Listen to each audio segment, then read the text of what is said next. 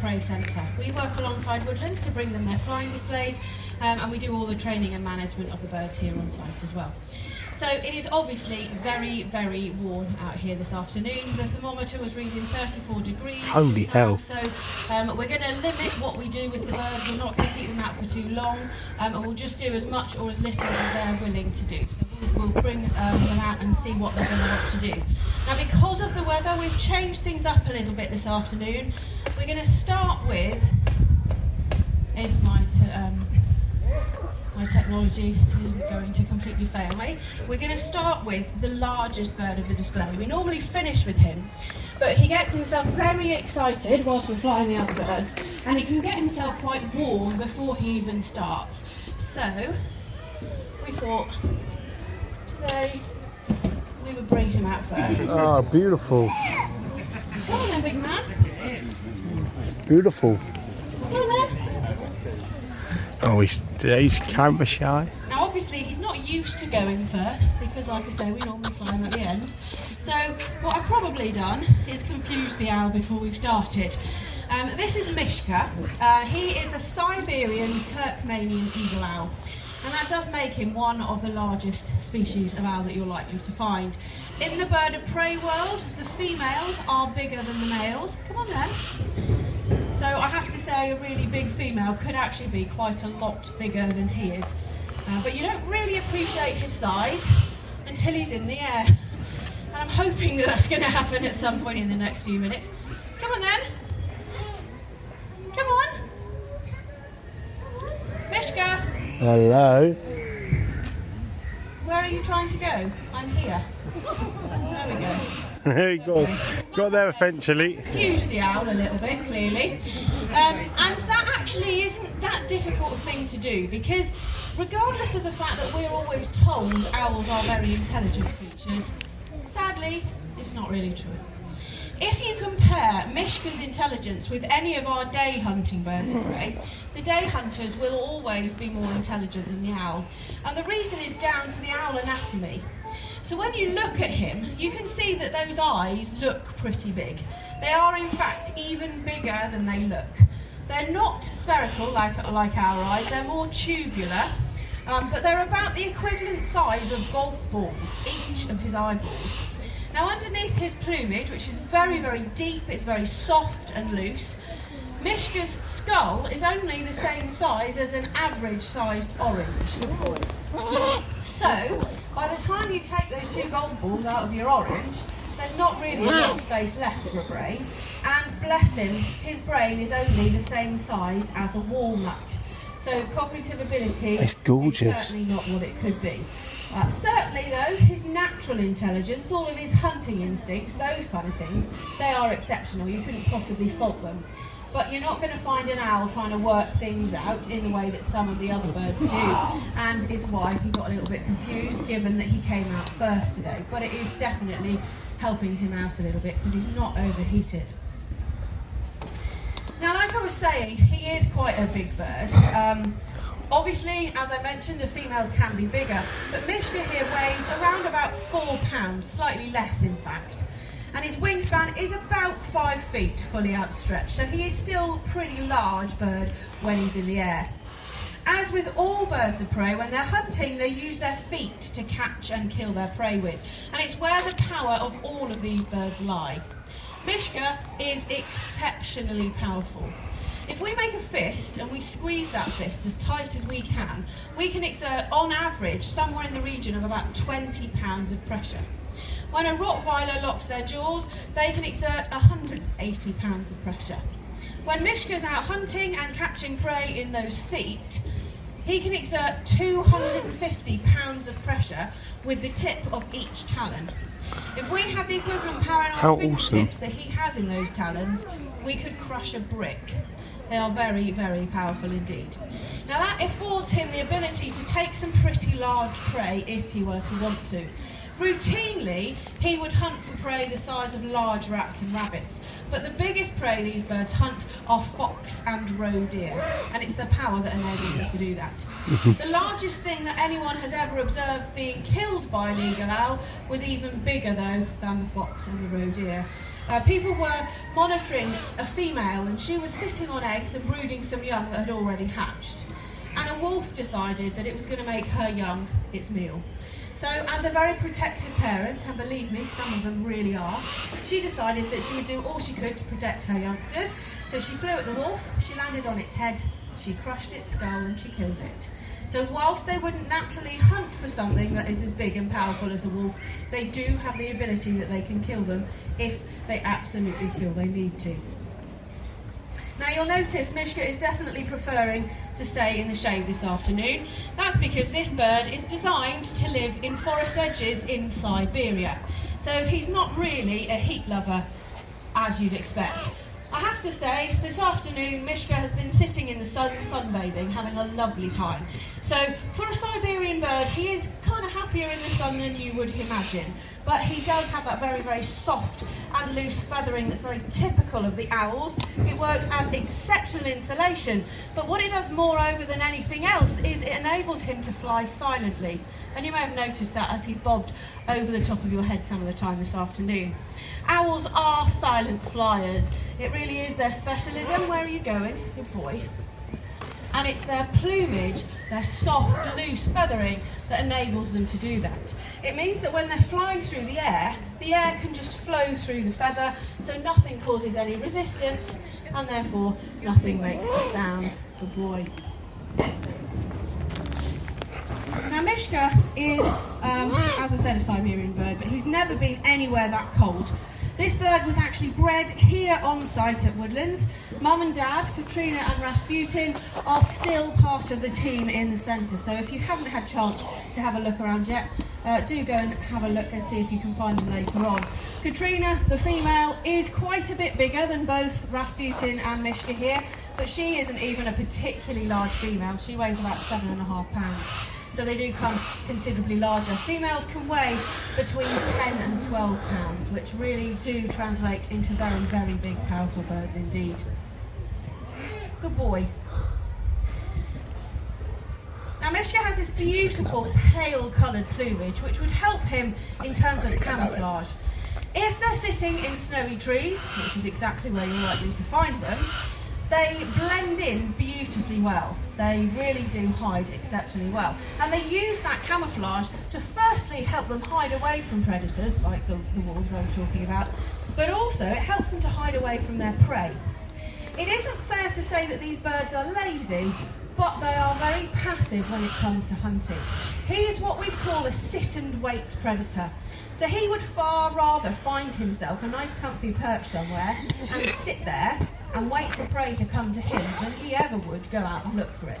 And obviously if you can then blend into your background, your prey comes that little bit closer to you because it doesn't realise you're there, and then you have even less effort to put in when it comes to hunting. So they are very, very good at conserving energy as much as possible. Good boy. That's so awesome. Okay, he has done well because it is super hot out here today. So what we're going to do is we're going to take him back to his enclosure because he's trained to fly straight back in, and hopefully that's exactly what he's going to do. Good boy. And he'll get there before I do. It's too late. Good boy. All right then. There you go, it's gone that way. In. Good boy. Okay, give him a round.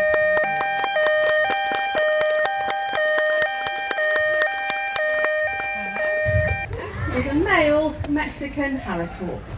So he isn't native. You find them naturally in Texas, Mexico, Arizona and Chile. Oh, so But what they are is the most commonly kept bird of prey in this country, and maybe even across Europe now as well, for falconry in its true sense, which is all about taking a trained bird out into their natural environment and pitting them against their natural quarry, literally taking them out and hunting with them. And these birds are very commonly kept for that. They have a very keen hunting instinct, meaning that you don't have to do a great deal to encourage a Harris hawk to hunt for you because they just love to chase things. But not only that, they are very, very versatile. We can take a bird like Mayhem into all kinds of environments and they will happily fly and hunt there. So we could take him out into the woodland out here, we could hunt with him along hedgerows, we could take him out into moorland, pasture land, grassland. you name it, if there's a food source, a Harris hawk will successfully fly and hunt there. They will also catch a wide range of prey when they're out. In this country, a male like Mayhem will catch anything from the size of a sparrow up to the size of a fully grown adult rabbit. A female, which is bigger and more powerful, can take prey up to the size of pheasant and hare. So they really are incredibly capable hunters indeed. Now hopefully you're starting to appreciate what I meant when I said this bird likes to fly quite close. And generally, once he gets warmed up, he does come very, very close indeed. There's a couple of reasons that he does. Firstly, Mayhem is hand-reared. So he has absolutely no fear of any of you whatsoever, and also you don't need to fear him because of that. But also, he's what we call a contour flyer. So he's designed that he'll naturally stick close to the contours of the land that he's flying over. And he does that because when he's near to the ground, he gets some added lift, which helps to keep him in the air, but also there's less wind disturbance and turbulence. So by doing it, it just makes his life a little bit easier. Damn. Now when he's flying around out here, and we have people sitting on the benches like you all are, you become his contour, and that's why he comes as close as he does. Wow. We often find that people feel the need to duck out of his way, and I completely understand that because obviously if you're not used to having a bird fly around you, he's quite a big one really. But in actual fact, if you duck, all that Mayhem is going to do is fly lower.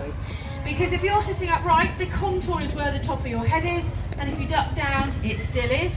It's just a little bit lower than it was at the beginning. And because this bird is what we call a diurnal bird of prey, a day hunter, when he goes out hunting, he uses his eyesight to locate his prey, unlike the owls. And his eyesight is not only somewhere between 6 and 8 times better than ours, but it's faster than ours as well. Meaning that when he's flying around, if you duck, as he comes towards you, he can see you ducking and process that visual information 3 times faster than we can. And it gives him a fraction of a second to compensate, and that's all he needs.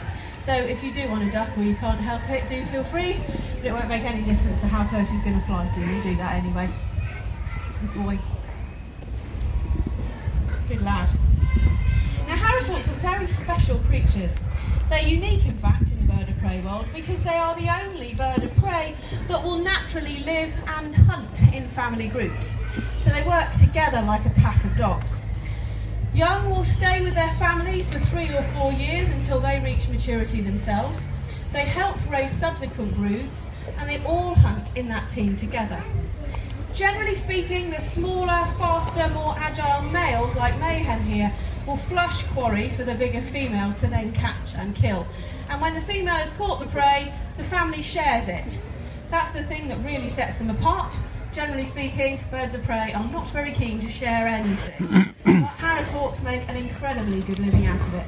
They live comparatively longer than other birds of prey of a similar size in the wild because of the fact that they do work so well together, and they will even look after sick, injured and elderly family members. Scientists were monitoring a family of Harrises in Texas a few years ago. One of the family members broke a wing. Now generally speaking, in the wild, a bird of prey with a broken wing isn't going to survive because it's not able to hunt for itself and consequently it will starve. But because the bird was a member of an established hunting team, the rest of the team continued to hunt. They actively took food to the injured bird, which enabled it to feed. And when its wing healed, it rejoined the hunting team and continued as if nothing had ever happened. Very unusual behaviour for a bird of prey, certainly something you're not going to see happening with any other species. It really is very specific to the Harris hawk. Good boy. Okay. I don't know how much. He's starting to feel the heat out here slightly. We can tell that because he's opening his beak occasionally. He's not overheated, but again, this bird is adapted to live in desert and semi-arid desert conditions. You find them basically living out in the southern states of America, basically where the big saguaro cactus tend to be, the ones that have all the arms. And these birds, when they're working as a team, will teach their youngsters how to perch on top of cacti so that they don't get any prickles in their feet. They will also teach them how to remove the prickles that they inevitably get when they make mistakes, These birds That's are so very awesome. intelligent. They have extra intelligence, in fact, because of the fact that they are a social species. They have to have a social intelligence that most birds just don't need to have. Good boy. Okay, he's done quite well. So we're going to bring him back so I can pop him back into his enclosure. Oh, you're going to go up there now, are you? Brilliant.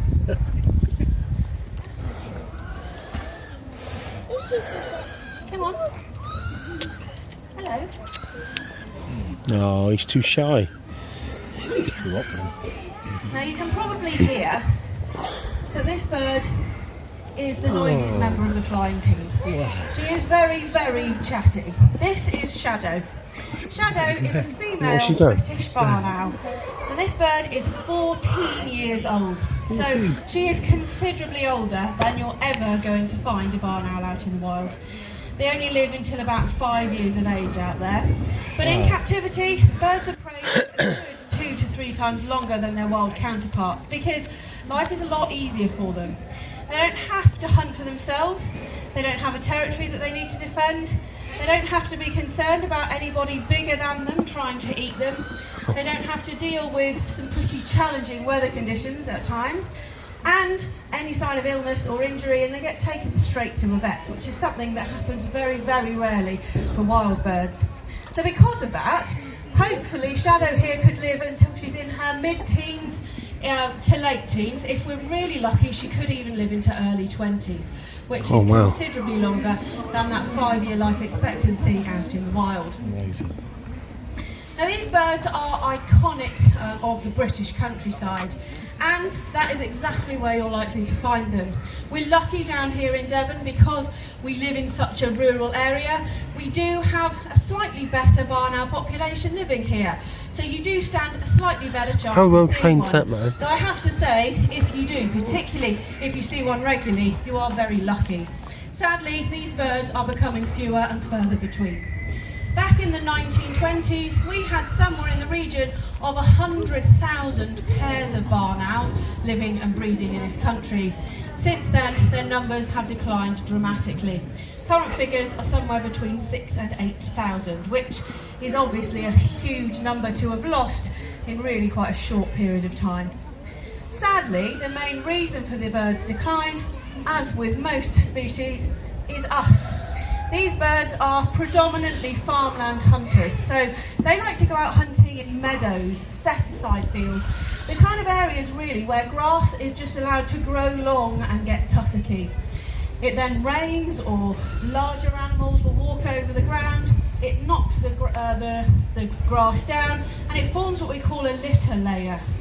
That's where the prey sources for these birds tend to live and run about and kind of go about their daily business, if you like. And that's where the barn owls therefore hunt.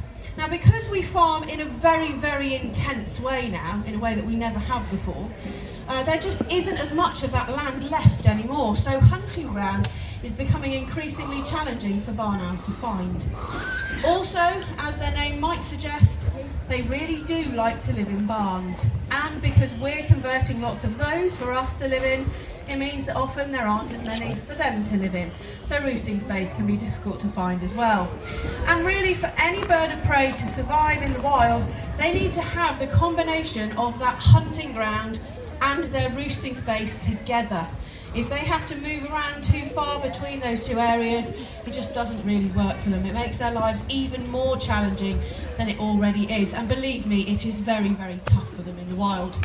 Now, aside from the loss of their habitat, poisoning, pesticides are a real issue for these birds. There were surveys done a few years ago. 8 out of 10 barn owls living in this country have pesticides in their system to varying degrees. What happens with pesticides is if the barn owl eats a poisoned mouse, that poison will stay in the system of the barn owl. It doesn't ever work through.